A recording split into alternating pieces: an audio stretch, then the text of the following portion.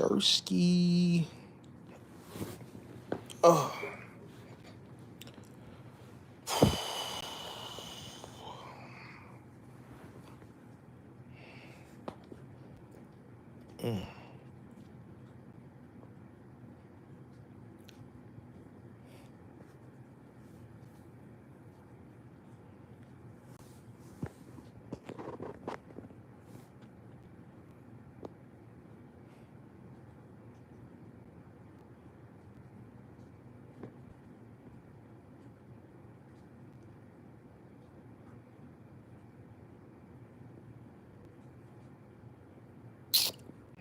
What up? What up? What up? What up?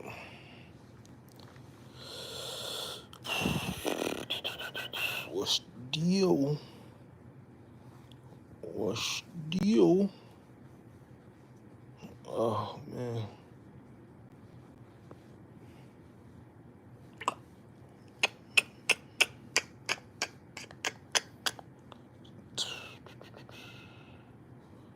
What's cracking? What's cracking? Let's see who I can catch on the late night. On the late night. On the late night. Oh, man, you know what it is, man. We just in and out, man. Pick it up, you know. Run up and listen, we in and out. Pick and drop less than 30 minutes. You did what I'm saying, man? Back to the Christian yob. In and out. In and out.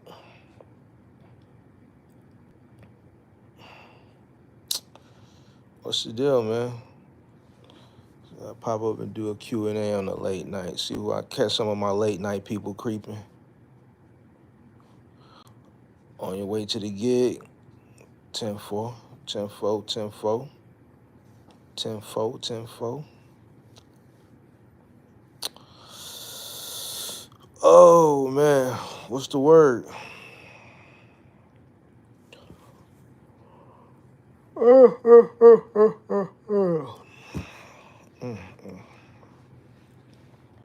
What's the word, man? Man, they've been one of them days, man. Real dry, boring and shit. Man,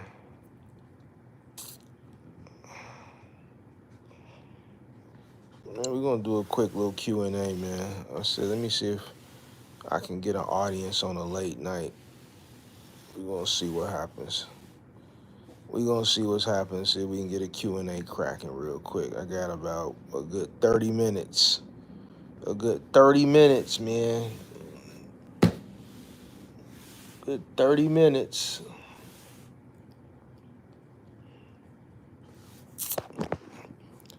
Man, YouTube been tripping with me lately, man.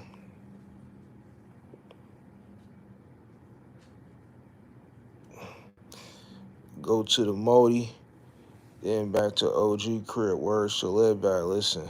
I did it till I was 34. I dare somebody to laugh. I dare you to laugh. We can go bag for bag. I did it till I was 34. Laugh. We'll go bag for bag. You dig what I'm saying? Did it till I was 34 though. But guess what? I had 15 of them. And a warehouse and an office. See, a lot of people live outside of their means. They live above and beyond their means. You dig what I'm saying? They get one truck, one box truck, one cargo van, and then they think they the man. I told you about Man, right? He wanted to get the spot downtown, paying $2,500 a month, get it out the one truck in LLC, robbing from the sustainability of the business, didn't understand his operational costs. See, it's one thing when you move out and then you got to go back to the crib. Just don't leave the crib. Run your bag up, stay at the crib, run your sack up, and then leave and never go back. You dig what I'm saying? It's okay. Listen. They got good with the upstairs, the downstairs, the duplex joint with the hot tub in the middle of the room. right in front of the bed. You dig what I'm saying? You can get one of them for like 200-300 a night. Take care of your business, back to the crib. You dig what I'm saying?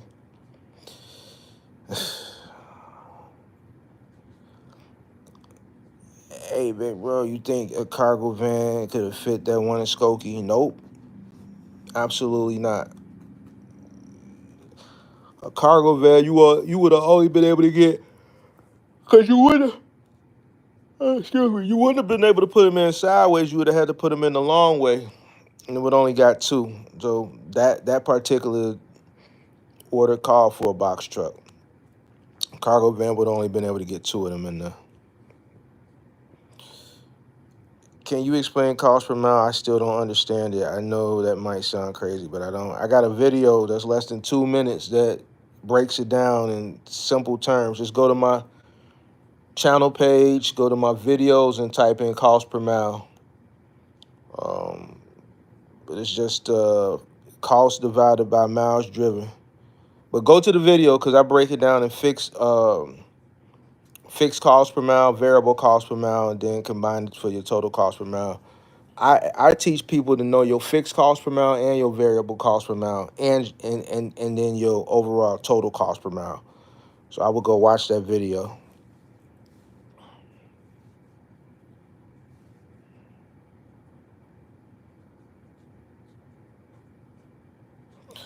Mark, is there any specific truck you prefer to run or running in anything? Well, me personally, older. I never really, when I came into the business in 2010, the trucks that I was buying were 8 years old at that point when I started buying trucks.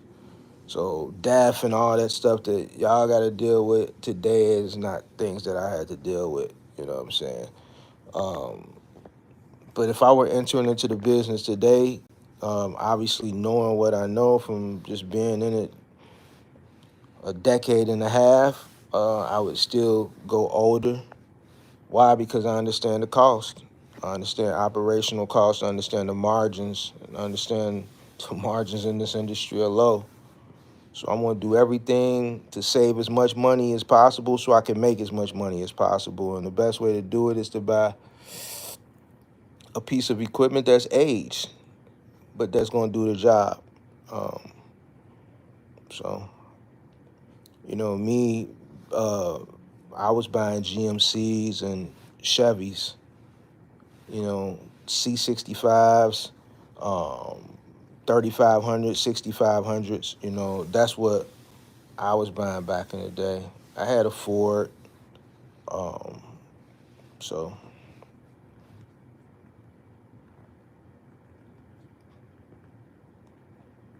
I just bought an E350 1997. Okay, congratulations.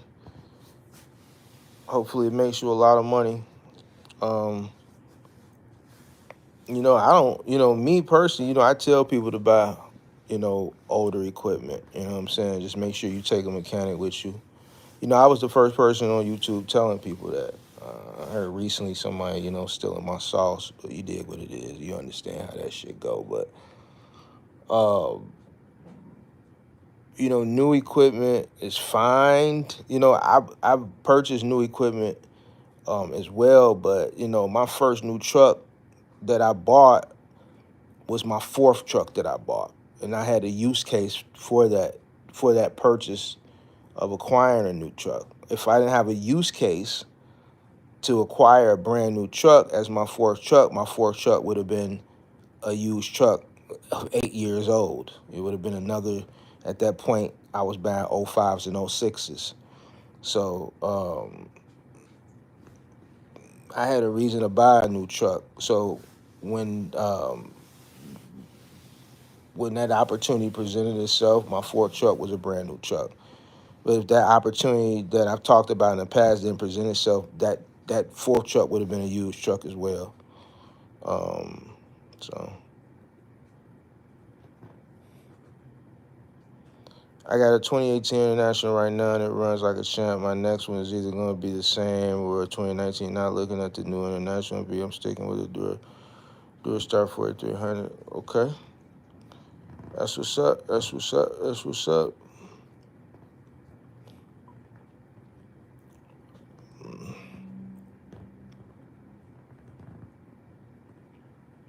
Mark, WTW today. What's the word? Man, chilling, man. Did a little hitter this morning for the content. In and out like a thief in the night, 30 minutes or less, man. I'm cherry picking them just for the content. I was back home, still in time for breakfast, you dig what I'm saying? Been in the house all day, man. I thought I was going to go to the gym. I did leave out to run to the gym, but I didn't realize Trump was in town right down the street from me doing the speech at the Hilton. So I was wondering why traffic was just at a standstill. Busted Huey came back into the crib, and I've been here ever since. Um, so just chilling, man. In the crib, in the crib, in the crib.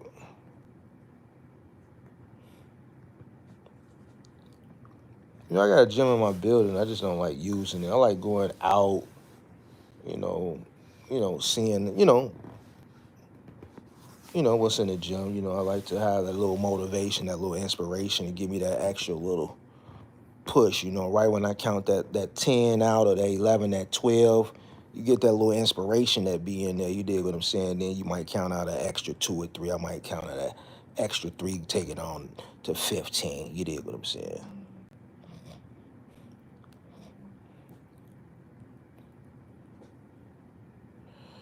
I know GoShare did. I remember when I wanted to look into GoShare a couple of years ago, because I was thinking about shooting some content with them. They wouldn't let me on. They had a 15-year max. Then they changed it, I think, as of last year, maybe, because that was 2022. Then last year they pushed it further out to 20. I just didn't go back and submit, but I did recently. So I'm gonna probably shoot some content um, on GoShare probably in the next week or two, couple weeks.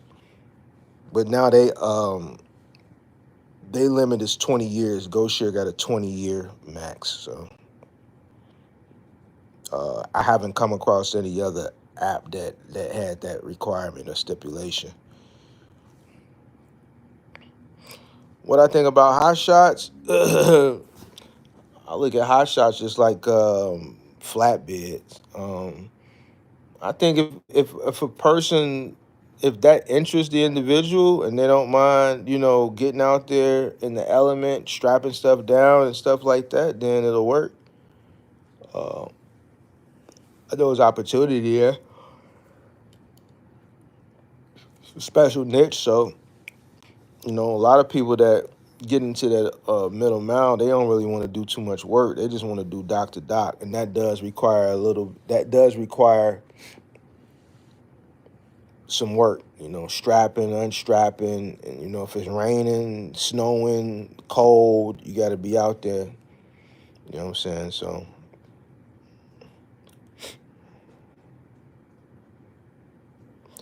you said, damn, you stuck in the house when Trump comes to Chicago? Hell yeah. Once that motorcade come through, you can't do shit. Like, he literally spoke like right down the street and around the corner from where I live at. So shit kind of shut down. On top of that, it was a soccer game right across at Soldier Field, and then at Northerly Islands, a concert. So Soldier Field, where the Bears play, was a big soccer game.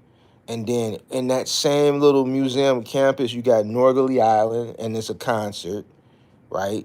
And then Trump was literally across Grant Park on Michigan Avenue at the Hilton. So me staying a few blocks south of there, right, trying to come through there to get to the damn gym, it just was at a standstill. And it's either I'm not going to move, or I would have went in the gym, came out, and let's say they shut the street down when the motorcade, you at a standstill, and then now I'm just stuck there waiting 30, 40, 50 minutes.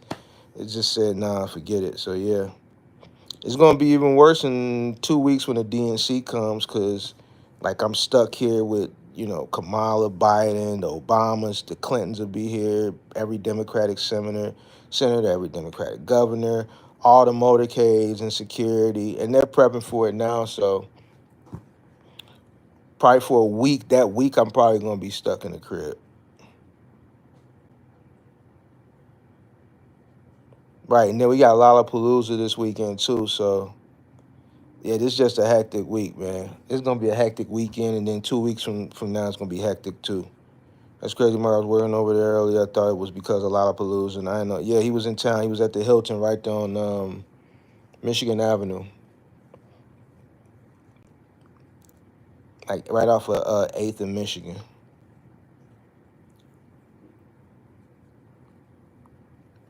Do I think? Nah, I'm not putting no pallet jack on there. I don't think I'm gonna need one. Mm-mm.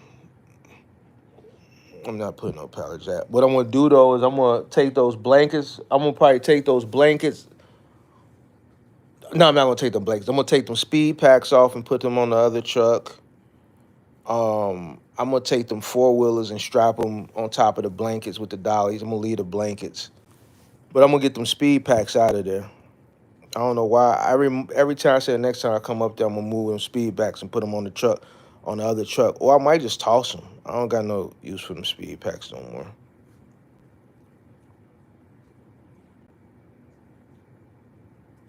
Mark, what's your opinion on this? 10 to 13 stops, regional route, starting Romeoville, make stops along the way to Cedar Rapids, Iowa. Then day 2, starting Cedar Rapids, Iowa, work my way back to Romeoville. What's it paying?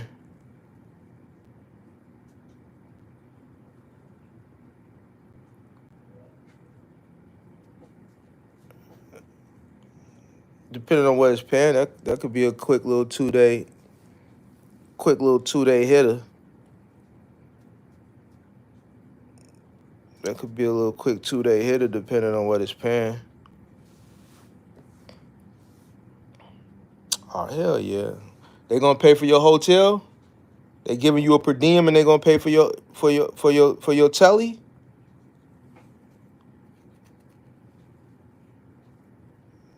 They giving you a per diem or they giving you they giving you a per diem and they paying for your telly? Or no? Either way it's still good. Cause that ain't really nothing, man. That's a straight, what's that, 88 or you gonna take 80 or 88? That route gonna take you somewhere straight down 80 or 88, so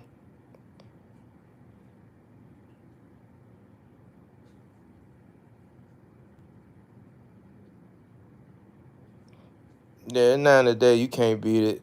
10 to 13 stops. Romeoville, so you already southwest, and you just gotta work your way west, probably down 80 or 88, depending on where the route takes you. That ain't bad. 10 to 13 stops for that nine bars, 1,800 on the 2-day. Yeah, that ain't bad. That ain't bad.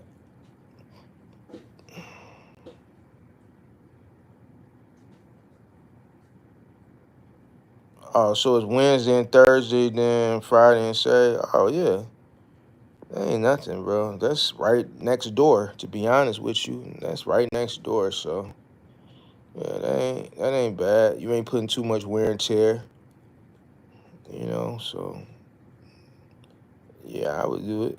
I would do it. It's right next door. So figure you do it Wednesday and Thursday.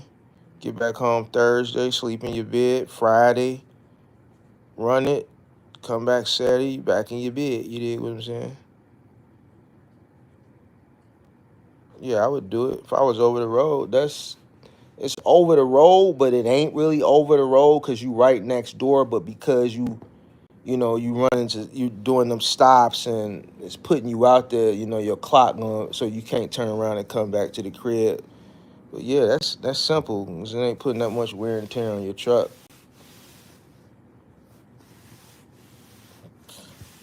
Roger, what's up? What up? What up? What up? What up? Yeah, I would do it. 10 to 13 stops. That ain't, yeah. Yeah. Then you got your Sunday, your Monday, and your Tuesday. You did, and then you can probably find some local stuff if you want. You want on the gig side. In this market, Curry be having a lot of shit that don't nobody be taking, going to like something this morning they kept pinging me, going to like was it Benton Harbor, Michigan? That's right past Michigan City. Right past Michigan City. Michigan City. They be having shit going up to Wisconsin. Okay, you do Amazon Sunday, Monday, and Tuesday. Yeah. Yeah, so you know how to get it. You from the land, so you know how to hustle. You from the land. Cargo van prices are so inflated. Well, cargo vans, I look at cargo vans like I look at pickup trucks. They hold their value really, really well. They're not necessarily inflated. I bought a brand new cargo van in 2015. The reason why I bought it new is because the used cargo vans, the difference was $6,000. So, obviously cargo vans then and cargo vans now are inflated as far as the cost. You know how much a Transit T350 extended high roof went for back in 2015 when I was shopping for a cargo, or 2014 when I was shopping for a cargo van? 33,000 brand new. 33,000. You could get a T350 extended length high roof brand new, right? Obviously now you're looking more around the 50, 60,000 mark, but I was looking for a van in 2014, and I was looking at vans, and I was looking at Chevy Expresses, and I'm looking at Chevy Expresses for like 22, 23,000. They got 150, 175,000 miles on it, but a brand new 2015 2500 extended lift was 28,000. And with a $5,000 rebate. So shit, the wise decision was to get the 2015 for 28,000 with the $5,000 rebate, right? And they gave me $1,000 upfit, $1,000 upfit budget as well. So I took that $1,000 upfit budget and I put the cage in there to separate the cargo area from the cab, right? So the little cage, I selected the one with the little door, so you can just go. You don't got to get out. You can just swing the door in and walk through. And I think I got the mud flaps. Yeah. So I'm like, I'm getting a $5,000 rebate, right? And $1,000 upfit budget. Well, it made sense to get the new joint. But yeah, cargo vans hold their value really, really well because there's a high demand for them. There's a bigger demand for cargo vans than it is for box trucks.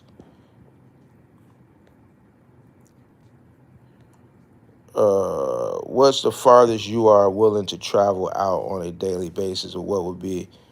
For me personally, right now, I'm just, doing for content. I'm not going too far.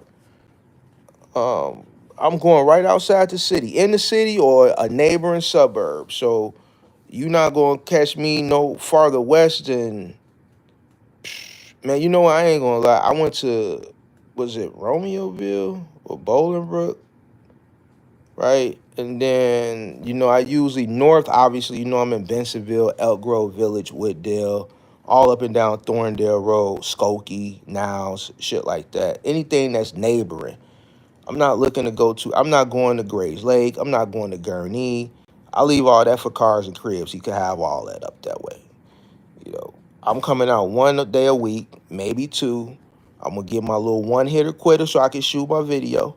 You dig what I'm saying? So, and then that's it. But I'm not finna travel way up to Gurnee to shoot no content. No. No. So, not too far, bro. Not too far. what would be an ideal rate for that type of work and travel? Yeah, I'm not going too far, so I don't, you know, mm-mm. I got my box truck 2 months ago, and I'm very surprised how easy and nice it is to drive. The suspension doesn't beat you up like I thought, and it's easier to shift than normal manual car. What kind of box truck did you get?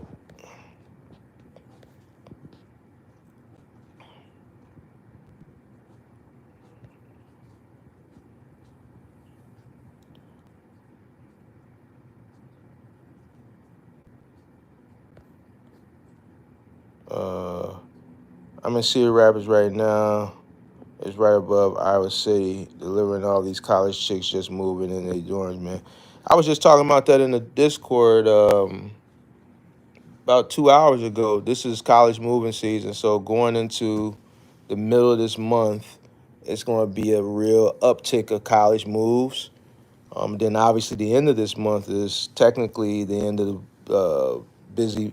Well, in the end of busy moving season goes all the way to the end of September, but that influx of moves. So the two busiest moving weekends in my tenure have always been the last week of August going into the first week of September, and the last week of June going into the 4th of July.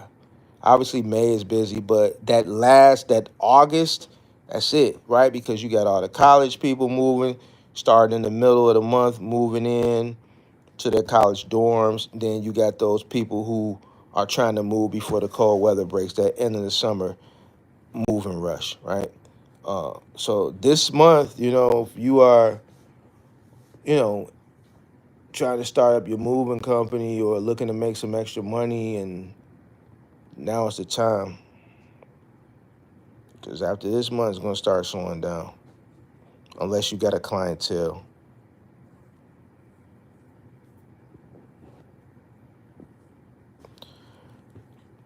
That's this 2015 Ford T350 high roof extended I got for 23,000. So damn near 10 years later, it's still around that price.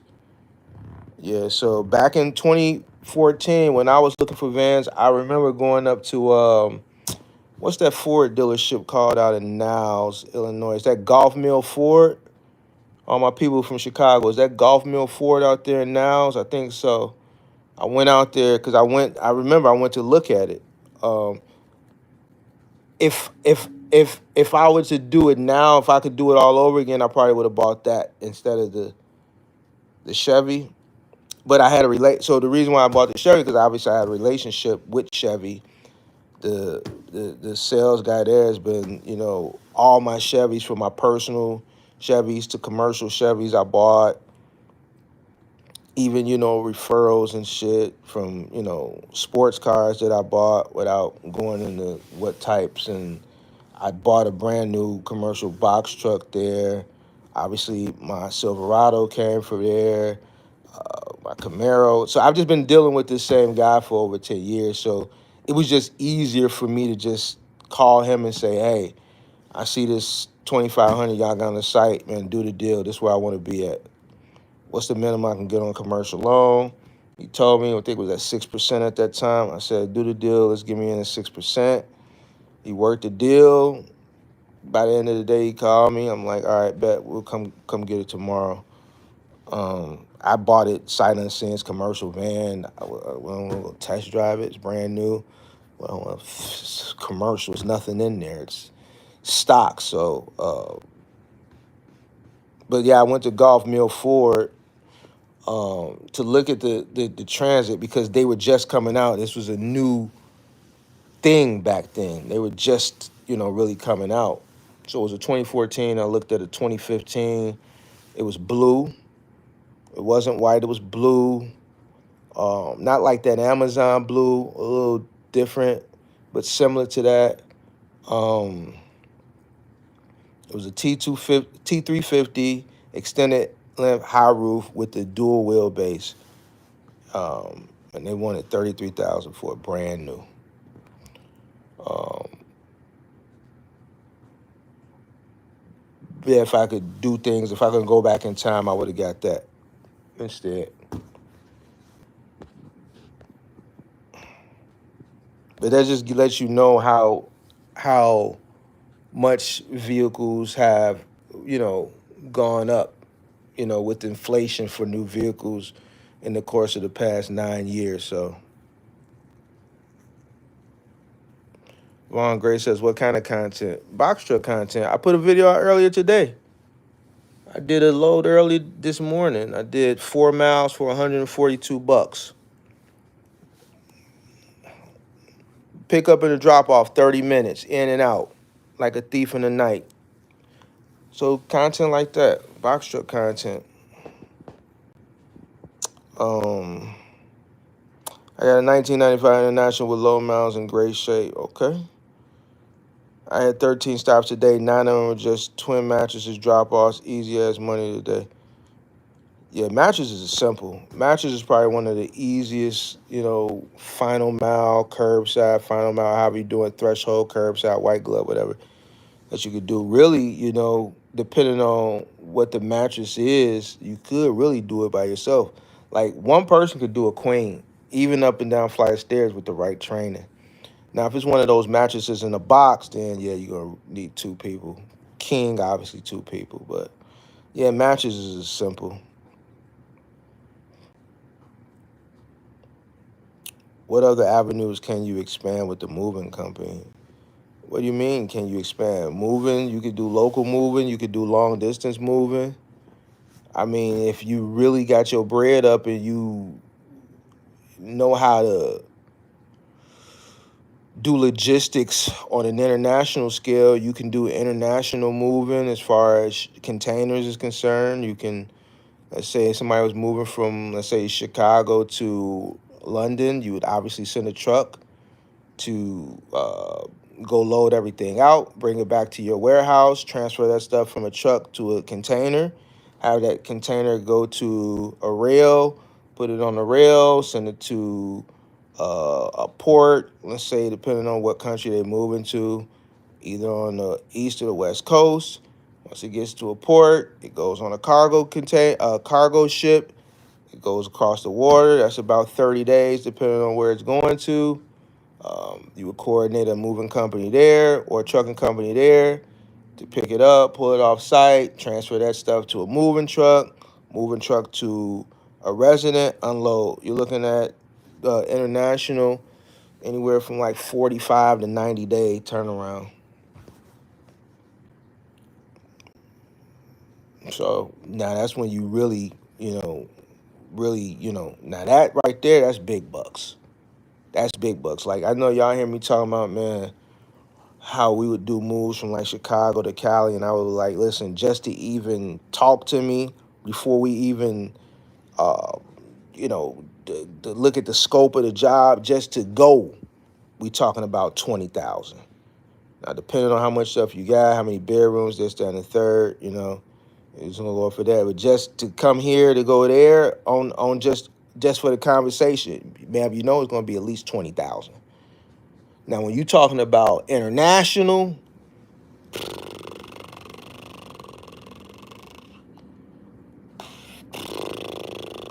better hope your company paying for it, pimp. Better hope it's a company relocation. It's gonna run you a bag.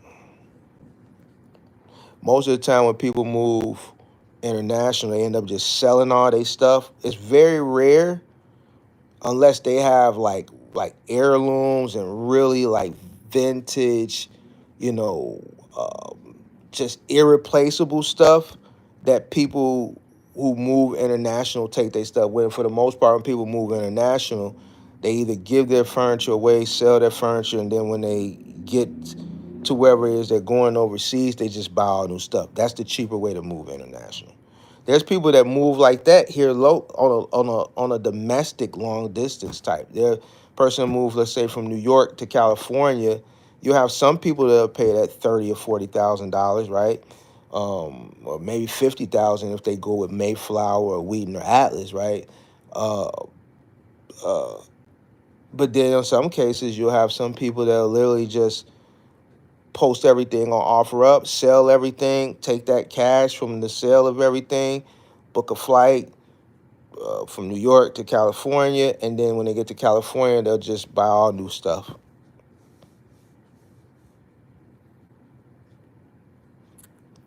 Yeah, golf $1 million. That's what I figured. Mark, have you heard anything about Amazon out of AZ? I remember you saying you have friends. Yeah, I got some people from Chicago that moved to Scottsdale. I had some subs that were running Amazon out in Arizona, a few subs back, in 2022, early 2023 when the box truck craze was dying down. And but all those people that would message me, that would keep in communication with me, that were running Amazon, have all succumbed. They all failed. So, when people fail, um, they don't watch box truck content anymore. They don't reach out. But everybody that was running Amazon and that market all complained. They all failed. So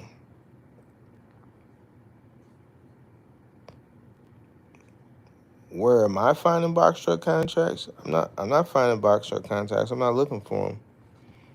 Where you can find box truck contracts, I got videos of pretty much every 3PL I've profiled for the most part. So you can go to my content, write those 3PLs down and start contacting them. You can go to Indeed.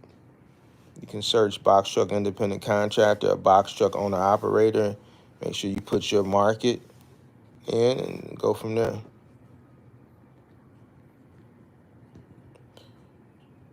Mark, would you consider getting that R2 is now compatible with the Tesla charger network and can charge from 10% 30 minutes, and 47. Nope, the R2 I wouldn't get. The crossover is too small for me. I have no use case for a crossover vehicle. If I were to get a Rivian, it'd probably be obviously either the pickup truck or the SUV, but obviously I don't have a use case for a pickup because I already own one. I really don't have a use case for an SUV because I have one too. Um, I really don't have a use case for electric because the Tesla. So I've shot content with the Tesla. I'm not really in. Uh,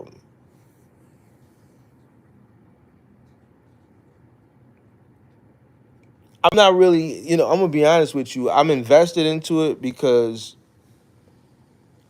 I think it's early and it's just obvious that the market cap is going to go up, right? So it's a stop price.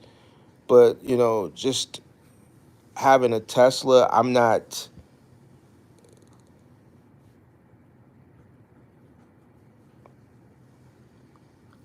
I just that whole electric craze that some people like. Listen, once you get in it, you drive it, and the excitement of the new technology is over with, you start realizing like this is more of an inconvenience than it is to me practical. I'd rather pull up to the gas station and pump gas. In the wintertime, I actually shot content um, this past winter when we had that polar vortex. I was going to call it a volar vortex. Uh, polar vortex. What was it? January, and I actually went live at the charging station. And you saw the long lines, and people were dying while they were. Man, nobody got time for that, bro. The charging station on 95th and Western, um, right there, the whole charging station just went out of service, and everybody that came to that charging station during that polar vortex, a lot of those people were like on less than 20%, less than 10%, and that cold weather is draining their battery. They get all the way there, and it's dead. And now the next nearest Tesla charging station from 95th and Western is 44th and Pulaski, and they weren't going to make it, so they just left their car. Listen, it was a sea of abandoned dead Teslas on 95th and Western. And it was like that this year. Last year it was like that. The 44th and Pulaski last year when we had a polar vortex, it was abandoned Teslas everywhere. 95th and Western, it had to be 40 Teslas out there just all over the parking lot. Man, nobody got time for that. I don't think the infrastructure is where it needs to be as far as charging is concerned. I think now that Tesla has opened up their network to Ford, GM, and Rivian, I think it's going to make it more difficult for Tesla owners in cold markets this upcoming winter, right? Because now you have 3 other manufacturers that are going to be all waiting in line to charge. It's just not good. So no, I'm not interested in another electric car anytime soon, at all. Infrastructure is not there, and we're only at 7%, 8% of the market share is electric vehicles. But for it only to be 7 to 8% uh, electric vehicles out there, right? It seems like a lot when it comes to charging, especially when it's cold outside, because you're waiting in line and you're dying while you're waiting in line. Man, nobody got time for that. Infrastructure ain't there yet. So I'm not interested in any electric vehicles, to be honest with you, right now. Man, Mark, that auto part market booming. I ain't even been able to check in lately. Are you out there moving those auto parts? And I was just telling somebody in the Discord. You gotta join the Discord. I was just telling somebody in Detroit that the auto parts out there. He live in Detroit, and this dude doing OTR in a cargo van. I'm like, why are you doing OTR in a cargo van? You live in Detroit. Like, boy, don't you know it's all type of opportunity in Detroit? Tweaking. Yes, sir. It ain't always that easy though, cause we do them adjustable bases too. But in all reality, it's definitely the easiest final I ever done. Just a lot of driving. It's a regional route. Which account you working on? You're not working on Sleep Number, are you? Is that Sleep Number that you working on? Because if you doing Sleep Number, then I feel you. Because I used to have Sleep Number.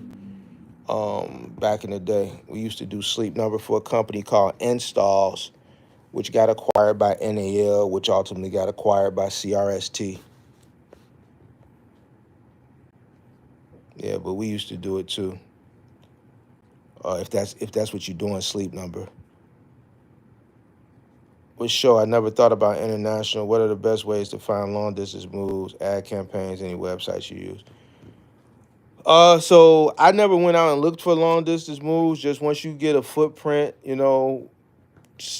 from just doing moves over the course of years, you're gonna always have repeat customers who may, relocate for new work opportunities, or their job may move offices and they, are paying for the relocation, referrals, or just, whatever, however you market and campaign now. For local level people to just call you and say, hey, do you guys do long distance? I never ran ads specifically for long distance. It would just always be local ads, and people would call and say, hey, I saw your ad. Do you guys do long distance? Or it'd be a referral that say, hey, we used you before for local moves. Do you guys do long distance? My job is relocating, or I'm taking a job out in Portland, or I'm taking a job out in Arizona.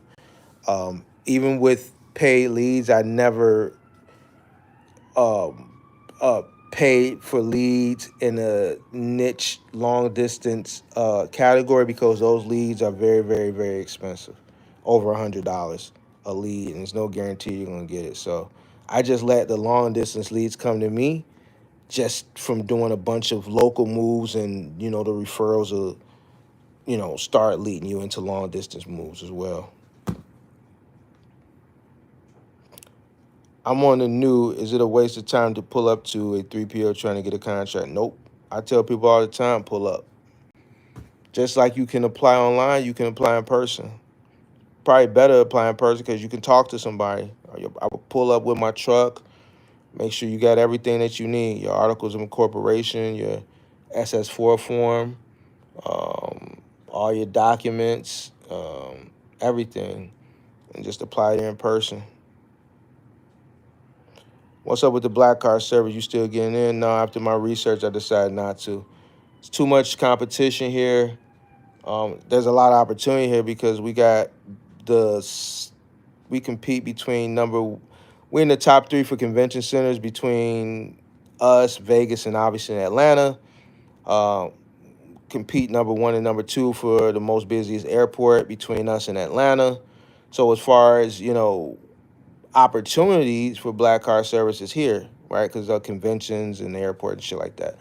Obviously, this is a rich city, big city, large city, 3rd biggest in population. So the opportunity is here, but the competition is also fierce here. Um, just talking to my drivers when I order black car service, when I'm going out on dates and shit like that.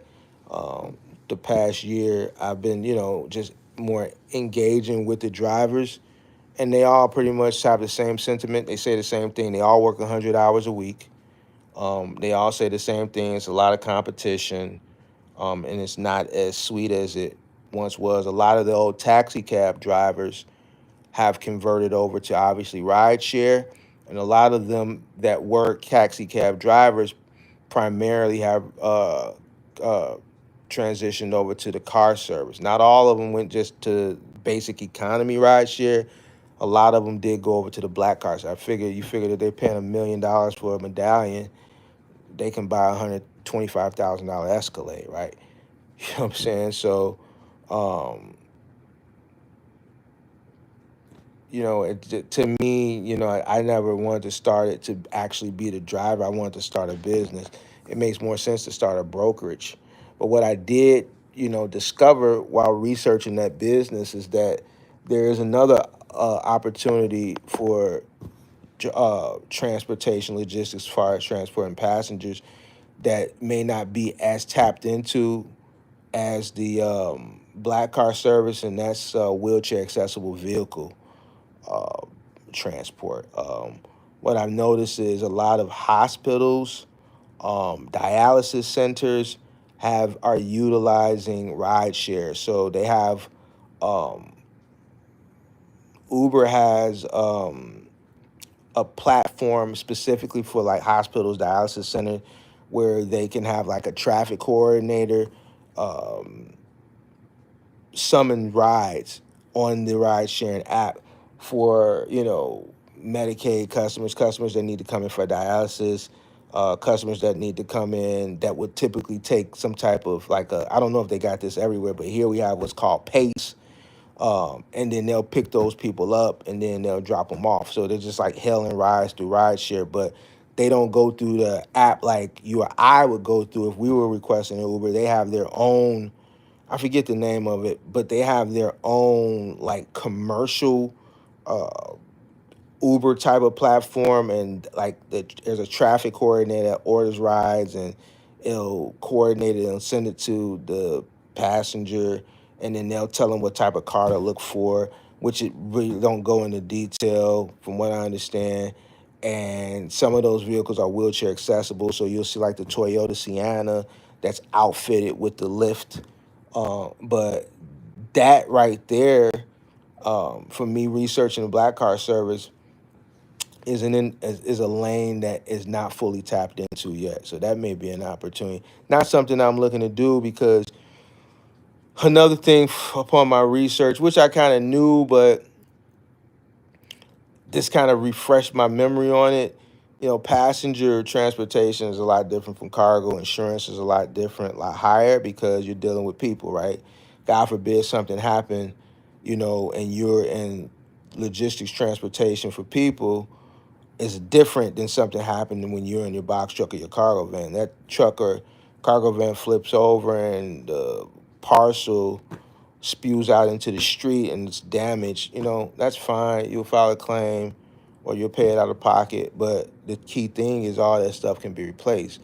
God forbid something happen, you got a driver out and there's a fatality, and your passenger or passengers, succumb to their injuries or whatnot, they can't be replaced. So it's a different ball game. Me personally, this is not something that I want to even be involved in. The black car service, no, it's just too much competition. The only way that will work is I would have to be in it, and I don't have 100 hours to allot to it, nor do I desire to do it at all. You know what I'm saying? So that's a done deal.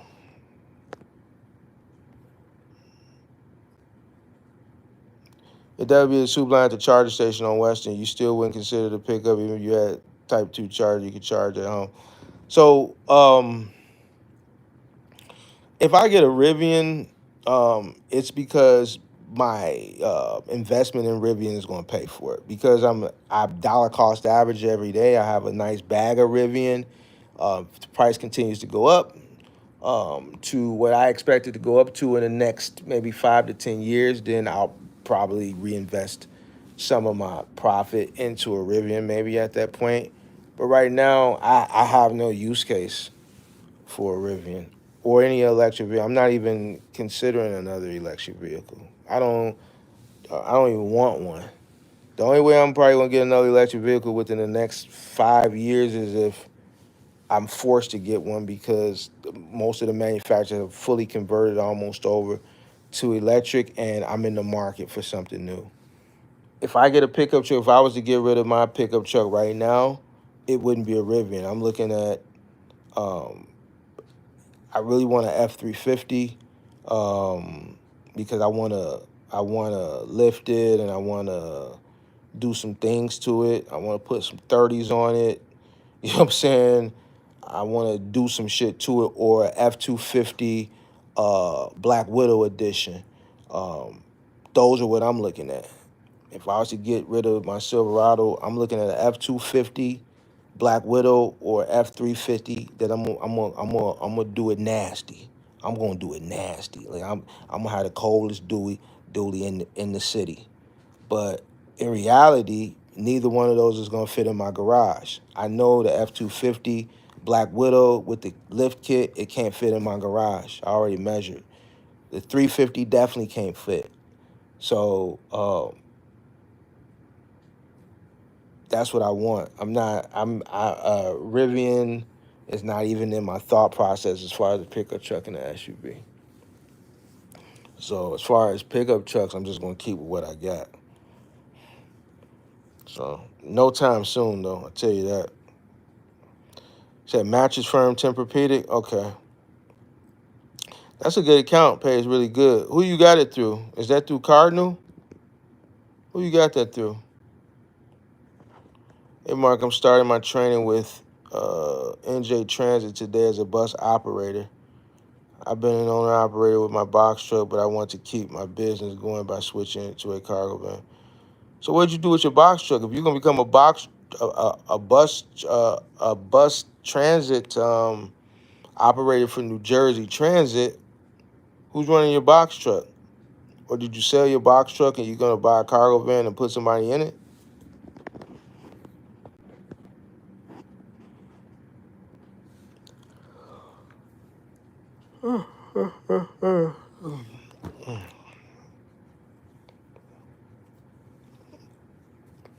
And tomorrow, the first of the month,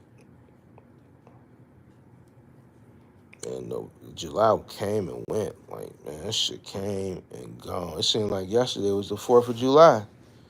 It's August already, but some of them came and went. Y'all finna be running around here hollering about peak season in a minute.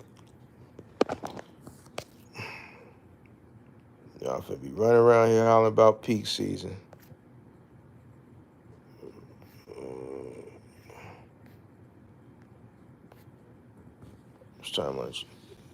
What's up with your box truck?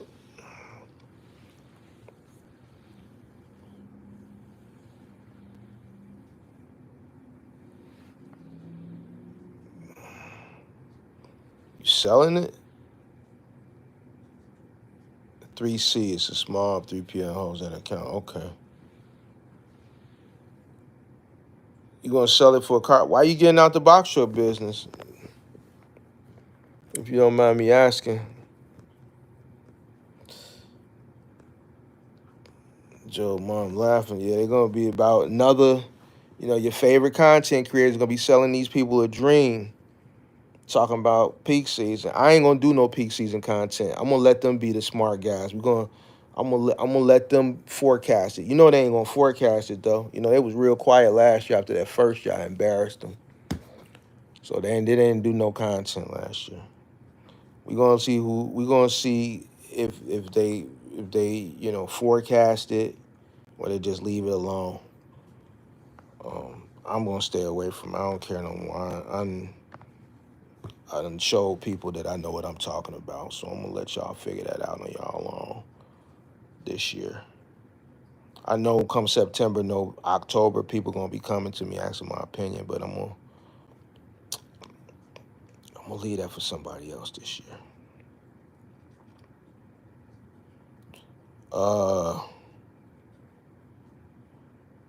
Got 26 footers sitting right now in Fort Worth.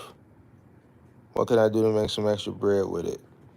Me personally, if I had a 26-foot box truck, the first thing I would do was start moving. I'll, I'll go find me some Migos, some migrants, Saul, Pedro, Umberto, whoever. All right, because that's pretty much the only people you're going to go get on the new short notice like that. I'm going to go get them. I'm going to go, listen, I'm going to tell you what you're going to do. You're going to go to Walmart. You're going to go in the men's activewear section. You're going to go, it's these t-shirts they call George. You're going to pick you a color. You're going to get whatever color you want, blue, gray. You're going to go get about 6 or 7 of them gray George shirts, different sizes. You're going to go to Home Depot. You're going to pull up. As soon as you pull up, make sure you take the 26-foot truck. I'm finna tell you how to make it easy for you. You're going to take the truck, pull into Home Depot, pull into the Home Depot where they be at. You know who they is. They're going to start flooding you. Try to find the ones that at least speak good English or somewhat English, right? But if they don't, then don't worry about it, right? Vet them out. Look at their bill, because this is moving. They have to be, it's 50% brain, but then it's 50% brawn too. They got to look like they know what they can, that they can lift something. They have to have some type of physical attributes about themselves, right? Once you find you good two of them, because you need 3, so you plus 2 other people, you get their number, WhatsApp, right? You tell them to hop in the truck, you give them a shirt, and you go ahead and get that money. You know what I'm saying? Depending on your market is going to determine what you can charge. 3 guys, you're going to charge anywhere. You know, it depends on, what you feel comfortable with because of your skill set. You don't want to charge too much of a premium if you really don't know what you're doing. So I would say a new person that's getting into the moving on the side gig thing, you might want to put 3 guys at around 125, 150 an hour. All right, with a 2-hour minimum, $150, $200 truck fee since you're on the new, right? And then I would go from there. A lot of mistakes I've made specifically need having enough capital. Okay, so cash flow issue. I understand. Hey, at least you tried, right? You knew when to cut your losses and go get a job. It's people that we were talking to in the Discord today, and we was telling them like, yo, ain't nothing wrong with working. This shit ain't cut out for everybody. You know, you gotta have. I know I say it all the time, and I know it be hurting some people's feelings and shit, but I can only keep it a buck. Some people just ain't cut out for this shit. Some people, and I can kind of pinpoint when I be saying that middle American shit, I be joking, but I be dead ass serious. People that I notice that from my market, whether they create content or whether they are just consumers that view content in the chat, they cut different. We come from a different, you know, just our setting, just automatic. We just innate. We just had that killing instinct. We gonna get it. We gonna hustle. We gonna do it. When I talk to people more like New York, same thing. You know what I'm saying? Some people just don't have that in them. A lot of people come into this business and they think it's gonna be a lot simpler. Some people were misled. But there's a lot of variables that are involved with running a business as far as box truck, cargo van, you know, that, I think a lot of people didn't think of, didn't know, or were misled, you know what I'm saying, or misinformed. Um, uh, Obviously, capital is one of them, right? margins, bottom line. These things weren't taught. And I say this all the time, and these get mad. This is why I don't got no friends in the content creator space. Because one, everything that I've say now, I was saying when I first started 2 years ago. Two, I give a lot away, so much free information. It's detrimental to people that are trying to sell coaching and mentorship because they can't, because I'm giving the information away, and not only I'm giving the right information away because I'm experienced. Um, so a lot of the things that you're talking about, I see in the chat, are just instrumental in being successful. And but there's nothing wrong with working a job. So that's what I was talking about in the Discord. That some people are better off just being directed. Not everybody. It's just like a kid. Some kids you can leave alone and they know not to get in trouble. Some kids you gotta have supervision. Some people, and I'm not saying this is you, I'm just speaking in general. Some people will just get in. Some people won't. Some people, you know, are are just people who just should work a job and just be told what to do. Right? It hurts people's feelings, but it's the truth.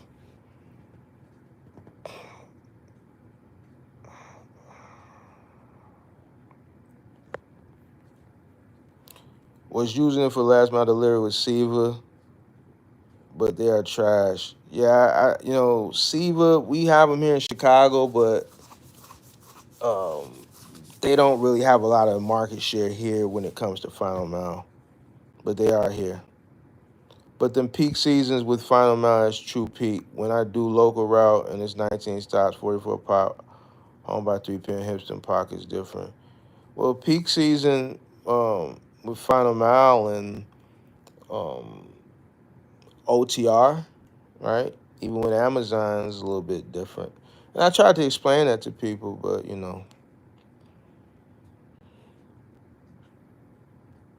when's the next time you're doing a Q&A on your show so we chat more? I don't know, man. Maybe tomorrow. I don't know. I might do one in the morning, tomorrow morning. But you guys sign up for the Discord because we do a Discord call every day. I do a Discord. I do a Discord call every day. So when you don't see me on here, I'm usually in the Discord every day.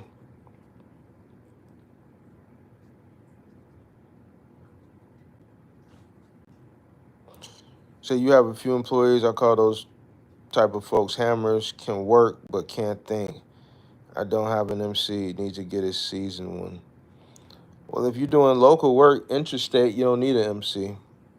If you're not crossing state lines, I wouldn't even get one if I were you. I would just run interstate, get an interstate authority, uh, make sure your insurance is interstate so you can lower your insurance costs.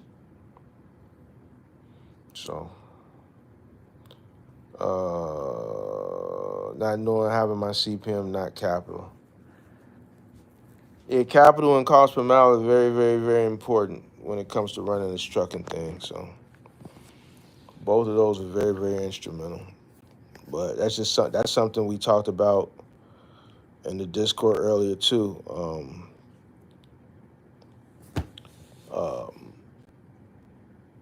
Starting from bottom, working your way up. I think a lot of people that run across a quick 15, 20,000 and say, "Oh, I'm gonna start a business," and they invest that money.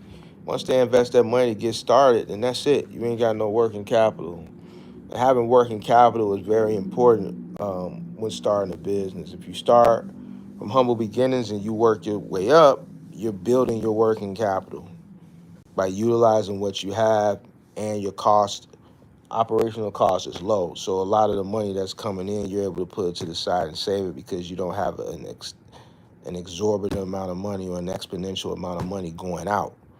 When people come in, let's say if I gave you $30,000 to start a box truck business, 26-footer, you're gonna use that 30,000 because whether you go buy a truck, you rent a truck, the down payment on a purchasing a truck, let's say you put 10,000. I wouldn't put shit down, but a lot of people out here, they're gonna go through a goddamn what you call them, equipment leasing place, which could be the, I'm gonna say it's the stupidest thing, but somebody in here watching probably did it, and they gonna think I'm talking about it. But that is the goddamn stupidest thing you could do. I would keep it a buck with you. You know what I'm saying? Because you're getting ripped off. You're getting ripped off, all right? Or you're gonna rent a goddamn truck, and then nowadays they make you put a deposit down. You gotta put your deposit down for your insurance. You gotta go get your DOT, your MC, your BOC3, UCR, all that. That's little money. Then you gotta structure your business. You gotta pay for your articles of incorporation. That's a little money. You got to go get your equipment, your low bars, your straps, your blankets, your shrink wrap, tape, all your shit, for, if you're going over the road, whatever, all that, that's some bread. Your pallet jack, that's bread, man. That 30,000 gone. You might have a little bit of working capital, and that's gonna get ate up over the road. Food, hotels, just whatever, showers, tolls, your law, just all, this shit goes, and so that's where a lot of people. But now, if you start from humble beginnings, you work with what you have, you're making money, you're saving a lot more money because you don't have those exorbitant costs, and then you go from there. You go from your personal car to a cargo van. A cargo van, if you want to go there or scale that, you can, or you can go from the cargo van to a box truck and scale that, however you want to do it. But yeah, that's how I would recommend doing it. That's how I did it. So um, it was easier that way. I saw a lot of my money, and it's like I always say, once I reached in my pocket that first time, I never reached back in it again. The business built the business.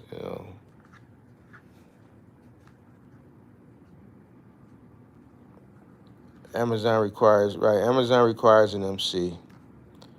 You said you agree minus through some crooks, haha, or more. Yeah, I advise people to stay away from equipment leasing. Well, man, Mark, they're the only people that would finance the truck. Well, don't do it. Find another way. Pay cash. Well, I ain't got the cash. Well, then you can't afford to be in a business. Well, man, how do you get it? Pay cash. I paid cash. I only financed 2 trucks, and both of those were brand new. All the used equipment I bought, out of all those trucks that y'all seen when I showed my journey, I paid cash for all of them. I still own 2 of them to this day that y'all know they've been sitting for a couple of years dry rotting. I just went and had one y'all seen. I've been showing y'all this shit. So, you pay cash, you don't have to worry about, like, the last thing I'm gonna do is get the equipment finance law. Listen, I would never do that. I wouldn't recommend anybody do that. If you can't find another way, yeah, ain't no traditional bank gonna finance you. If you go to a mom and pop truck dealership, they don't work with traditional banks. They're gonna go through Springleaf and Topmark and all these brokerage companies who gonna send you through another company, which is not a financial institution. They're a private firm that just got some liquidity that's gonna put the money up and buy the truck, and then they're gonna charge you a flat rate. Notice for all y'all that got those equipment leasing, there's no terms. Anybody that's went out and got one of them loans that has ever purchased a new or used car from a dealership, look at the bill of sale, look at the terms that you signed when you're at the dealership, and then look at the paperwork from the equipment leasing. There's nowhere does it say what your APR is, because they don't give you one. They already have a fixed number that they're going to charge you for the amount of money that you're borrowing. If they buy the truck from Ryder for you or Penske, right, and it's 60 grand, they may charge you 25,000 on top of that, 30,000. It's going to usually equate to around about 25% when you look at it, because they're going to want to make sure they cover their ass across the board. But they don't write the deal up like that. They don't structure the deal like that. And then they make you pay first and last month like you renting some goddamn apartment in the ghetto back in the 80s, when you used to have to do first and last month in security deposit. They make you do first and last payment, and then they charge you some goddamn documentation fee. What is that? The documents is already done. Y'all already did the documents because y'all approved me for this retarded ass loan. When have you ever went to a dealership and had to pay a $750 documentation fee? What is that? What is that? And then people getting these deals, and then after a year of being in the deal, they realize they got ripped off, and then they come see me, and then they want me to look at their goddamn deal, and then I have to do the hard job of telling you they getting fucked. You know what I'm saying? You know what I mean? People send me their deals to look at after the fact, and I have to tell them, yo, you getting ripped off. But they the way they market it to you, yeah, you're gonna pay $1,500 a month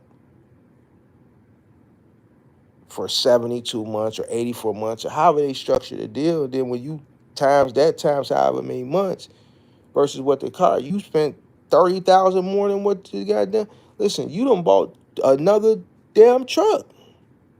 In some cases, two trucks. I can go get two 26 footers for that price. But a 1.5, there's no way. Listen, people come across me, I say, don't do it. Don't ask me, I'm gonna say you know every time. Well, won't nobody else finance me? We better figure something out. You know, we better go pay cash. Save up some money. Listen, drive your car, go to one of these 3PLs and do commercial partial freight out of your car. Save up your money that way. And then go buy cash. A lot of people want to buy these 80, 90,000, 70,000, 60,000, 26-foot box trucks. Nah, pimp. Go ahead and get you a $20,000 hollow. Man, it's going to break down. It's going to break down anyway. Take you a diesel mechanic, have them scope it out. Go find you something that's affordable. New truck, old truck, 3-year-old, 4-year-old, 5-year-old, 10-year-old, whatever. I got people, I know somebody right now in the Discord got an '01. His first truck was an '01 International. Bought it for $450. That $450 truck that he put $4,000 or $5,000 into, in a few years has got him 4 more trucks. He has 5 trucks now. I got another subscriber that got an '02 Freightliner. Ashley, who was one of my subscribers who is usually on here, she's usually watching my show late. I don't see her in here. She's a semi-truck driver. She's 27. She went and bought her '07, I think she got '07 Cascadia or something. Her semi-truck is a '07. And she's a girl. And I got grown-ass men that's scared to go buy an older piece of equipment because they scared it's going to break down on the road. And I got a 27-year-old subscriber that's a woman who went and bought a 2007 semi-truck and out here getting it. Truck going to break down eventually anyway. I keep telling people, listen, the margins in this business are small. Go ahead and get you a newer truck with a big note and a big insurance. And then you wondering why, and then you come and then you make the excuse and say people taking cheap freight. Most of the people that run around the internet say people taking cheap freight don't even know they cost per mile. Everybody that you ask, the next person you want, listen, the next time motherfucker tell you, you hear motherfuckers say, hey man, they out here, the game messed up, they taking cheap freight. Ask them what they cost per mile is. I swear for God, they won't be able to tell you. A motherfucker can't, listen, everybody that say that shit, they don't know their operational costs. I have yet to meet a person that said that shit. I be like, man, what's your cost per mile? They either say some dumb shit like, what's that? Or I don't know, or well, after I pay for gas, then I got. They make it. They run with a narrative that they heard other people say to make excuses for why their business is failing. The reason their business is failing is because they don't even know what it costs for them to operate their equipment. That's why they failing. And then they say dumb shit like people keep taking cheap freight. What the fuck is cheap freight? You know how I feel about cheap freight. I feel like it don't exist. Now, if somebody want to debate me on that, I've been put the bag up. Explain to me what's cheap freight. Because if you running cheap freight, what you think is cheap, and you operating at a loss, how is it cheap? To me, it's expensive. If you paying to run some shit, how is it cheap? It's expensive, right? Don't you think? And what your cost may be is not the next person's cost. Because if I come in, I'm gonna tear a hole in your ass. Pause. Why? Because I'm gonna go out and do what's in the best interest for me. I know how to make money. I'm gonna make sure my operational cost is razor thin. It's gonna be small. So you gonna be running around saying I'm taking cheap freight, but guess what? I'm taking it at a profit. It ain't cheap to me. You know what it is to me? It's gonna be profitable. It's gonna be expensive. It ain't even gonna be cheap for you. It's gonna be expensive for you to run it because it's gonna cost you. So how is it cheap? It's people be saying shit that shit don't even make sense. This is just goofy, dumb shit. Will you ever get a CDL license? No. No reason to. I'm retired.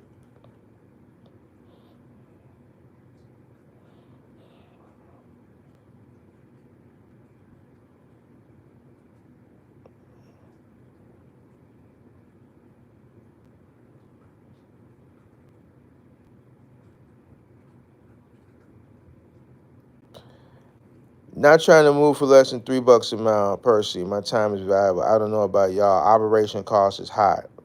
You just, I just was saying, operational cost is high because people make it high. Operational cost doesn't have to be high. Doesn't have to be high. People make it operational cost high by not doing what's in the best interest of them and their business. While you're waiting for $3 a mile, there's going to be somebody else whose operational costs are very, very low. And while you're waiting for $3 a mile, they taking shit that you would consider cheap freight, but they're running at a profit. So while you're sitting waiting for $3 a mile, there's other people out there that are profiting for less, and their trucks are running, making money.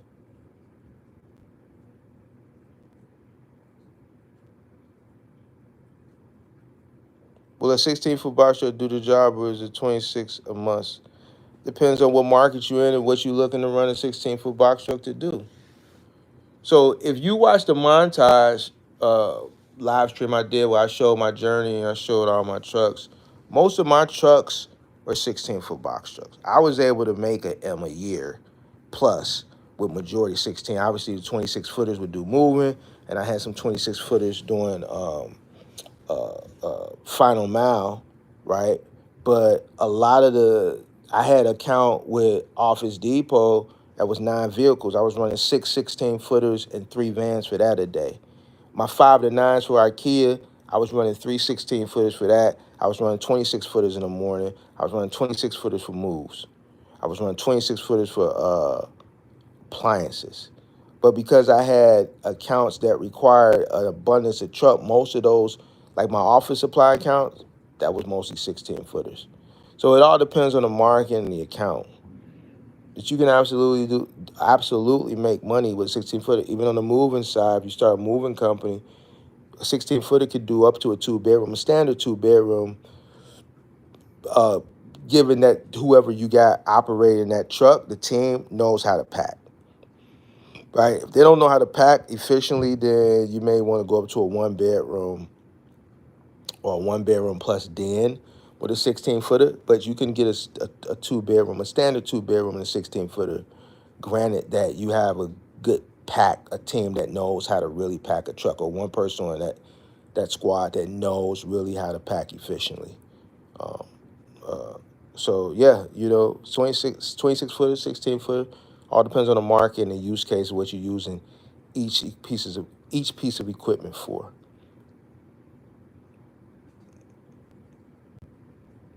One time, think around 2017, 2016, 2017, I considered adding semi trucks to the fleet, and I've always been a business person that if I'm going to scale, I have to understand what I'm scaling up to. So I had went to Progressive and got an application for CDL because I wanted to at least be able to drive my equipment if it ever broke down. I needed to take it to the shop, or if I ever had abandoned equipment and I needed to move my equipment or retrieve my equipment.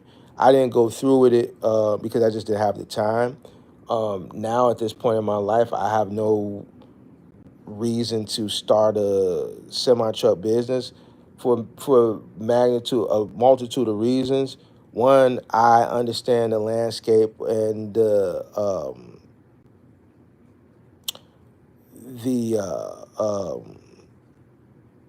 the current market as far as sourcing talent, right?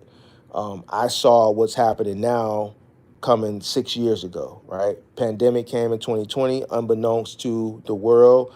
And what I saw in 2017, 2018 coming, which is why I made my exit plan for 2025. The pandemic came unbeknownst to people. And what I envisioned happening, it just put it on steroids and sped it up, right? Um, Sourcing talent is an issue, so there's no reason for me to start that business and want to scale it knowing that it's going to be hard for me to source talent and retain talent. Not something I'm interested in. If I was going to pull the trigger on that, I would have did it back in 2017. No need to do it now. I think those days of hiring people and retaining them for a length of time, I think those days are over. Are there stick shift box trucks? Absolutely. There's a content creator, QB, who has stick shift box truck. He had like a 98, 99 Freightliner or something like that. Hi, Mark. I had a $4,500 clean out today. I tagged you in it. I did see that in the Discord. When y'all was tagging that in the Discord, I was doing that load. I just never got back around to going through the Discord, but I did see that pop up in my notifications. Uh, Yeah, I told you those clean out jobs pay exceptionally well. Moving, clean out. Listen, the hardest jobs, the nastiest, dirtiest, hardest, most labor intensive jobs is what pay the most. And those are the types of jobs that I've always been interested in. I'm not scared of hard work. I've never been scared of hard work. And I've always, when I was in trucking, I built my 2 lanes of trucking businesses based on the things that were the hardest because they paid the most. I knew that I was going to get rewarded better at the end of the day, and I knew that I could exit sooner doing that. Those years were very hard. They were mentally hard. They were physically hard. They were trying, but you know, here we are now, and when we look back, we made the right decision. Yeah, those nasty labor-intensive jobs, they just are very, very rewarding. So, congratulations. I'm glad uh, you got a big hit. That one day is what, some of these guys got to, and it ain't a nah, I'm just keeping it a buck. They driving all the way cross country all week to make that. You made it in a day, so congratulations. Do you need a CDL B license to operate a box truck? If you get a box truck over 26,000 pounds, yeah, like a 33,000, yeah, you're gonna need a Class B. Do I have a lot? No, I'm retired. But when I did, I had about 30 to 35. At my peak, I had 30 to 35 people working for me. So that was drivers, helpers, warehouse staff, office staff. So about 30, 35 people.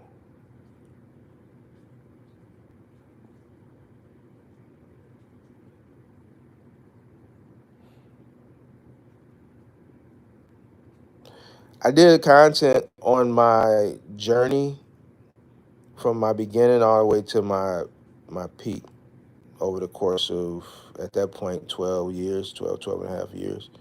You should go watch that content. Where can you find last mile loads? With 3PLs. 3PLs are going to have all the last mile loads.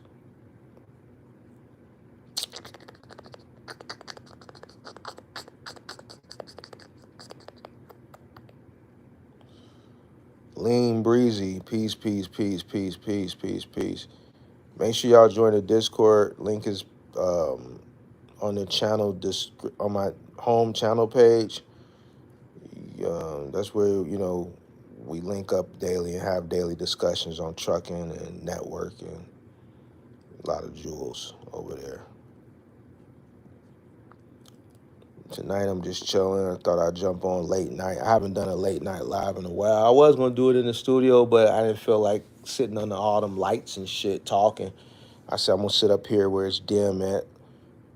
Look at the city while I glance over, look out at the city and talk before I go ahead and get in the bed. Do company box truck drivers pay well? I wouldn't be able to tell you. I've never been a company box truck driver. I pay very well.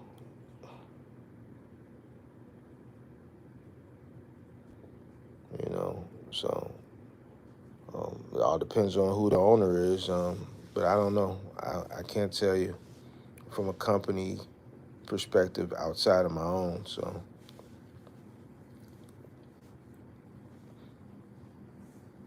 do these company box truck drivers pay well? Yeah, you said company box truck drivers. Do the drivers pay well? You gotta rephrase that question. Now that I reread it, it don't even make sense.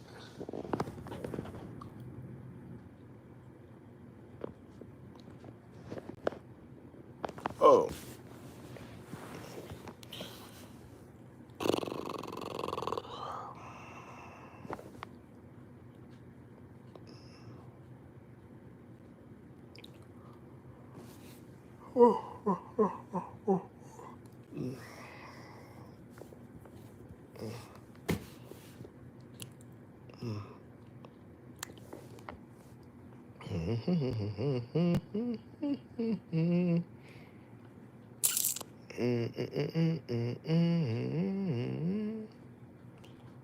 All right, y'all.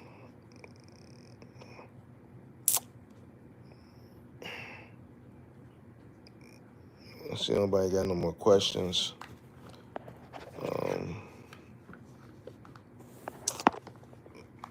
So, I hope everybody has a good night. So when you first started, you had enough money to go into the business? Nope. You must have came in late.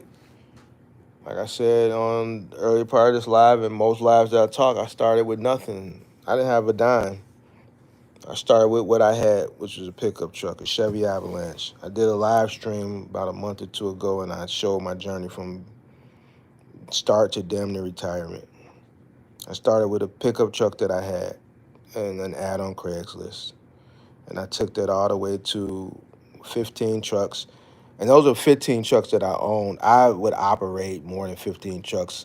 Like around this time of the year, I'd probably be having 20 trucks. But around April, May, I'd go out and I'd rent like 5 additional trucks for the summer peak season just to have in case trucks needed to go in for a PM or trucks broke down. I would just have those rental trucks sitting to the side and I would just pay them handsomely just to have, because that it was just so much money coming in that I just wanted to have extra trucks just in case. But 15 that I own, right? So I went from a Chevy Avalanche to 15 trucks, a warehouse, and an office. So no, I didn't have any money, right? The reason I was able to do it is because I utilized what I had and I grew from there. As I grew, my money grew, and because I started with what I had, I didn't have exorbitant cost. So the money that was coming in, I was able to retain most of it. Also, I lived at home. So even when I started making money, and I was making good money in my pickup truck, about $500-$600 a day. So even as I started to scale up to renting trucks and then started buying trucks and then got licensed and the moving company and then started the trucking company, the Final Mile Trucking Company. I'm running 2 companies. I didn't move out my mother's house until I had 15 trucks, an office, and a warehouse. I literally had an office, a warehouse, and a fleet of trucks with a couple dozen employees, and I stayed in my mother's home. So most of the money that was coming in, I reinvested it back into the company because I didn't have a lot of outside expenses. Right. This enabled me to grow and scale. I also didn't have any children.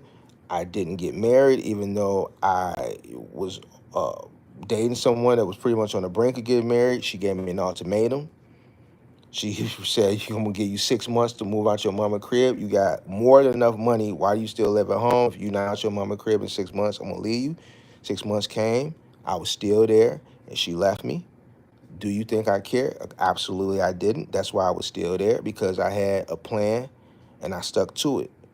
I didn't let anybody interfere, deter me. I was willing to sever whatever relationships that needed to be severed to meet the goal that I was looking to meet. So I didn't have any money. The first job I posted on Craigslist, the first customer that called me, I barely had enough gas to get to the other side of town, pick up a friend, get to the other side of town, pick up the mattress on the north side, bring it back to a public storage on 35th and Ashland, and put it there. He paid me $75. From there, I gave my friend a little money. I put the rest in the tank, and then the next job, my phone kept ringing after that, and that was all it took. And then here we are today. So, no. I found your channel a couple weeks ago. Do you still have a warehouse? No, I'm retired. I sold everything during the pandemic, top of the market. Pandemic was the top of the market, in case anybody didn't know. That was a bubble. It was a bunch of, and listen, don't get offended. I'm just going to keep, one thing about me, I'm going to always tell you the truth. I'm going to keep it real. It was a bunch of fools that came into the industry during that time. You know what I'm saying? So, you had a bunch of people buying equipment at 3 times the value. So here I am, a smart businessman who had an exit plan for 2025. Nobody wanted to work. So I got equipment sitting around because no one wants to work, because everybody got the PPP, the EIDL, the PUA, and everything else that they was given. And then I realized that trucks were going for an exorbitant amount of money. So you mean to tell me I can sell a depreciating asset at an appreciated value? That never happens. So a truck that I bought 10, 11 years ago that we put 100, 200, 300,000 miles on over the course of the past 10 years, I can not only sell the truck, but I can make 3 times the amount of money that I paid for it over 10 years ago? So you mean to tell me you're going to give me $40,000, $50,000 for something that I really deem is only worth 12, 13,000? Let me get that. Let me get that. It will never happen again. Not in my lifetime. If I wouldn't have done that, I would be sitting here sad. You know why? Because still no one wants to work. People are broke. Ryder is buying a buy one, get the second truck half off. So I would be thinking like, damn, I had an opportunity to sell trucks that we beat the shit over the course of 10 years. And I was able to not only get my money back, but triple my value on something that was depreciated. I would be kicking myself right now. So when you're a smart businessman, you see opportunities and you take advantage of it. I saw an opportunity. I took advantage of it. I wasn't too sure. So I did keep 3 trucks as an insurance policy just in case I had to come back into the business if things went the opposite way, which we now in hindsight didn't. So I ended up selling one of the trucks last January, and now I have 2, and they just been sitting dry riding for the past 2 years. All right, I'm using one to just shoot content, and then the other one is just sitting, and that's really just a novelty truck because that's the first truck I ever bought. It literally has the number 1 on it. So really, that truck,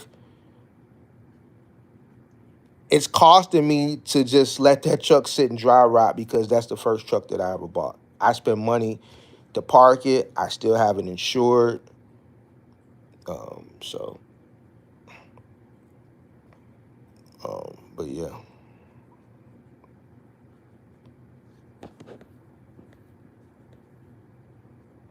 But yeah, that's what I did. I just sold everything out.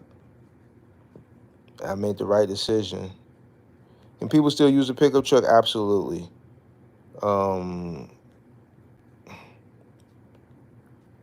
then your girl left you with all that business and said she was done, bro. She passed away. She came back around maybe like a year later, and we tried, but by that point, like I didn't have the same feelings for her that I did prior. I felt like she should have stuck around. She subscribed to the channel. She probably watching. I don't think she probably ain't watching right now, but she keep up with the kid. But she knew what she said. She apologized. She did apologize, and but it is what it is, man. I don't feel bad. Me, I'm the type of person where, listen, I'm from the crib, man. And if you don't know what the crib is, you gotta figure that out. I'm from the crib, bro. I'm gonna go. Listen, I'm gonna go get that money. Listen, man. Call me money hungry. Yes, I'm going to get the bread. I'm gonna put the bread before anything other than God. Listen, listen.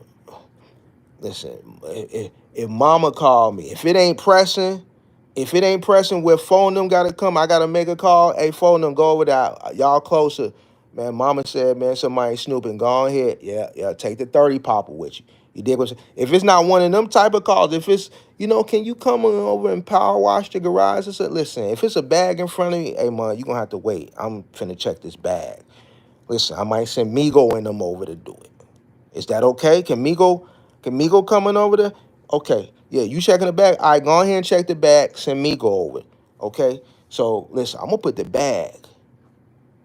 You dig what I'm saying? So, I'm not finna let nobody or nothing get in the way of the bag, period. It's got to be God, and that's it. Everything else come after the bag. Call me what you want. Just don't call me broke. So,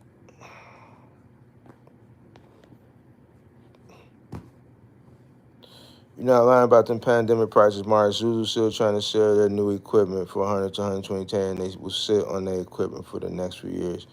Yeah, let them sit. Listen, if you had old equipment in 2020, 2021, first half of 2022, that was the time to get it off. Literally, you could have bought something for $30,000 in 2013, 2014, and let's say it would probably in normal circumstances have been probably worth 10 or 12. Like you would have been able to sell that shit for $60,000 in 2021. Some goofy who was watching a YouTube video from one of your favorite content creators. Most of them ain't here. Some of them still around. You dig what I'm saying? Told them to go out and get a box truck, and they was going to make a gazillion dollars in peak season, and it's going to run it up peak season and 70% profit margins and all this dumbass shit. And they went and did it.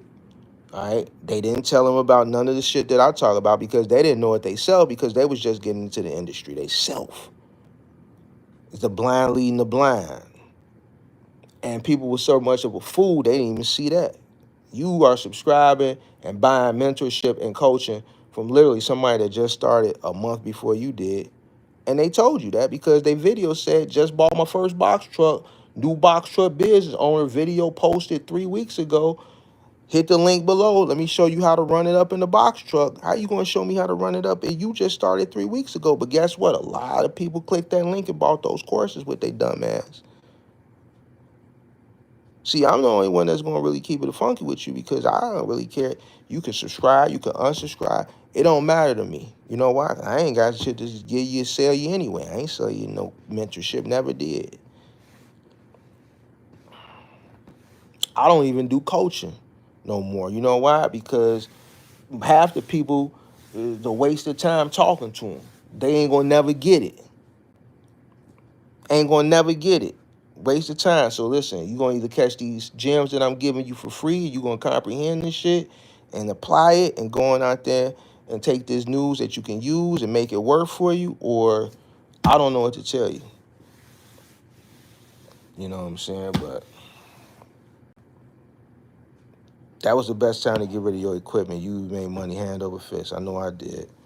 Bought mine November 21 at peak. My buddy was making 7K a week doing last mile. I was ready to buy a fleet. Then Bidenomics took over and it crashed. It wasn't Bidenomics. Bidenomics had nothing to do with it. It was a bubble due to supply and demand. And this is what I was telling people back then. And they were saying, oh, Mark, you're bitter. You don't know what you're talking. Listen, what goes up must come down. All right. The economy was inflated with stimulus, whether it was PPP, PUA, EIDL, child care. It was a bunch of free money given out to stimulate the economy for people to spend. People spent it, right? That increased volume. People were buying shit. So volume increased. There was an influx of people coming into the market because of that volume. Companies needed more drivers. You had influencers promoting trucking. Obviously, the rates were paying a lot more because of the volume. Higher the volume, the higher the rate, right? So you had people come in. You had the most people come into trucking at any given specific time than ever before in the past. Right. What happens when the money stops being given? All the free money. It was going to stop eventually. So when that free money ceased, what happened? There was no more free money to spend. So what was going to happen? It was inevitable. I was telling people this. Volume started to decrease. But what happened? You had an influx of people coming to the market. So now you got the supply that came in to meet that demand, that volume. But when the volume came down, that supply still existed. And a lot of it still does exist. You still got people hanging on by the hair of their chinny chin chin. So now you got an overabundance of supply, an overabundance of empty truck capacity, and low volume. Because now not only is there's no free money, people are broke. Why? Because a lot of people went out and did what was in their best interest. They went out and bought Hellcats, dumb shit they couldn't afford. The banks knew they couldn't afford this shit, but the banks were looking at stimulus as revenue, and we're giving them people these cars. People went out and bought these houses. They had the lowest interest rate ever, but they paid more for the house. They got more. They got less house. They paid more for less house. They got a low interest rate, but they still paid an inflated rate for the house. Why? Because lumber was higher. Contracting was higher if they got a house built from the ground up. So it wasn't Bidenomics, it was supply and demand. What happens after stimulus? Inflation.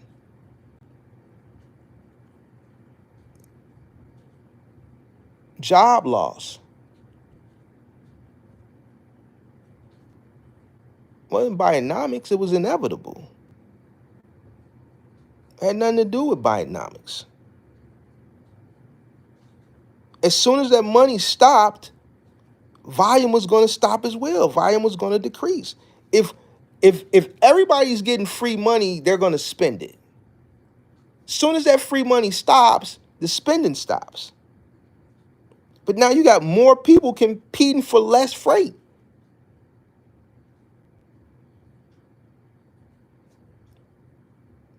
I told people this 2 years ago, but everybody was in that euphoric phase of a bubble. Listen, there's 5 stages of a bubble. You know what phase 3 is? Euphoria.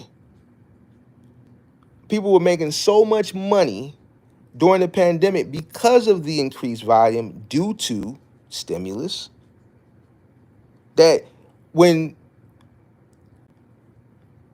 somebody was coming along and telling them to prepare for what was about to come, they were just in the euphoric phase. It's just like a person that's on dope for the first time. They hit that, whatever they choice is.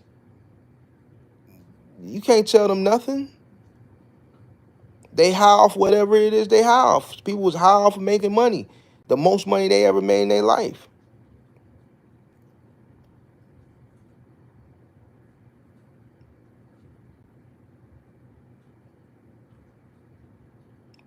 So it was only going to come to an end. It was inevitable.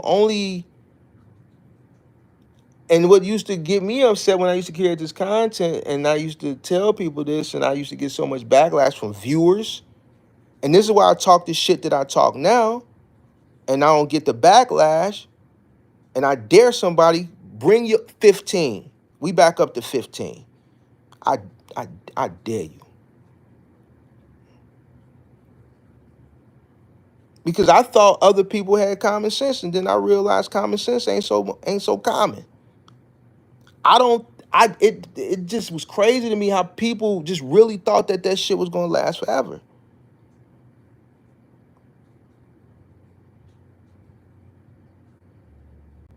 So no, it had nothing to do with Biden or Trump or nothing. It was just supply and demand, like any other market, the stock market, the bubble, the tech bubble, when it burst at Y2K at the turn of the millennium.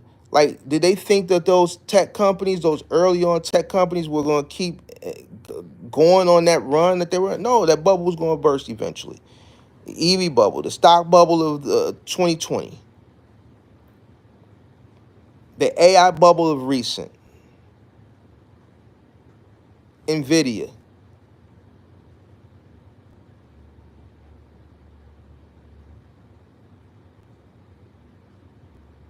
the housing market.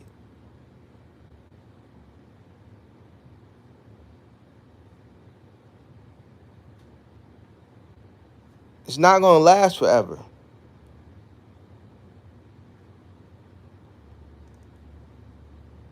So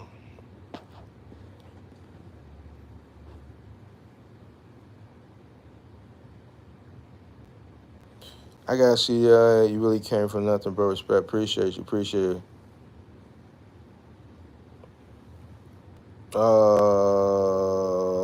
Can I start by shout out to Chicago's very own? Can I start a box truck business by hiring a driver and me working another job? Can I start a box truck business by hiring a driver and me working another? You want me to be honest with you? Nope. You're gonna have to run that truck. One, you don't know how to run a box truck business because you ain't never ran it. That was another thing a lot of people did during the pandemic. They listened to people, man, you get you a stream of revenue. Go get you a box truck and put a driver in it. What was I saying back then? Man, ain't nobody gonna drive that truck. You gonna find a driver. I guarantee you, sometime within 6 months, you're gonna be behind the wheel of that truck.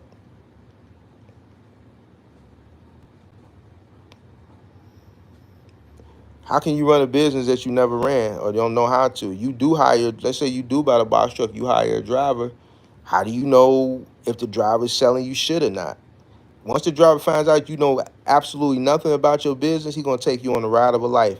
And you ain't gonna even know he taking you on the ride because you ain't gonna even know what he talking about because you don't understand the fundamentals of the business. You don't understand the verbiage. You don't understand the nothing because you ain't did it. You have to go out there and experience it to know how to effectively and efficiently run that business. So no, it's not gonna work if you find a driver. And if you find one, shit, you gotta retain the driver. Retention now is AJ335. What up? What up? What up?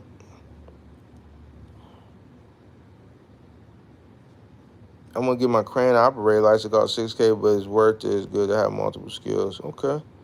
I started with a pickup truck 1 year ago, was delivering all parts and small moves. Now I got a high roof van and I'm doing single. See, that's what I'm saying. You gotta start with what you got and then grow from there. Starting with what you got, you already have it.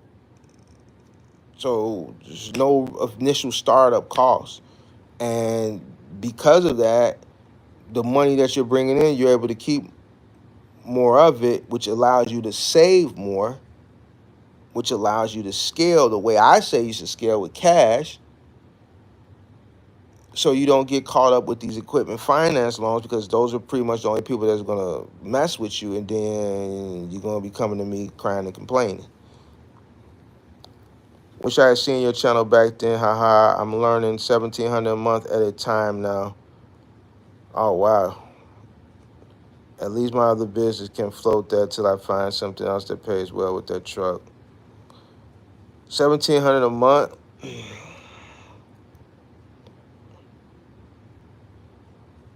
Mm, you might want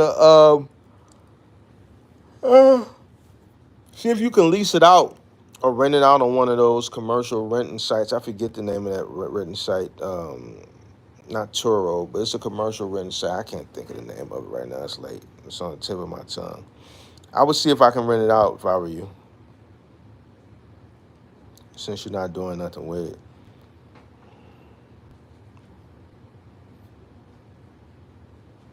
So you should be able to rent it out. Oh man.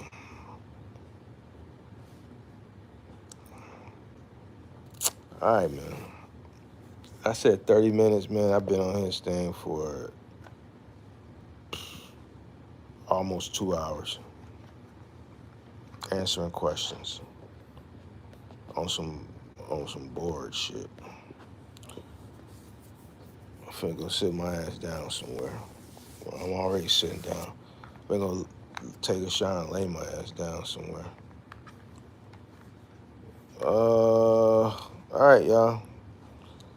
I'll probably do a live stream in the morning. I feel like talking shit in the morning, crushing some dreams. So until then, peace.